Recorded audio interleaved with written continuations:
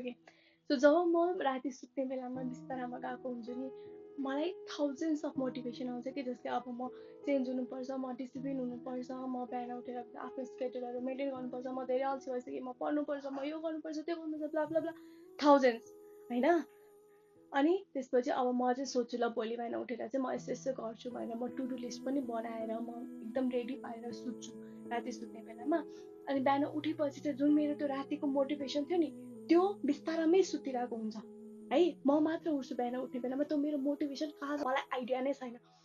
अनि जब फेरि अर्को दिन म राति सुत्नको लागि जान्छु नि त्यति बेला त्यो मोटिभेसन आउँछ सो मेरो मोटिभेसनसँग भेट हुने भनेको चाहिँ त्यो बिस्तारामा मात्रै हो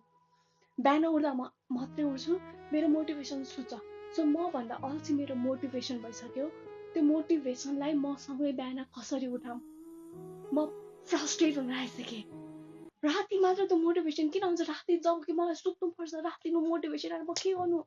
बिहान दिनभरि चाहिँ आउँदैन क्या कस्तो पागल हुन आइसकेँ म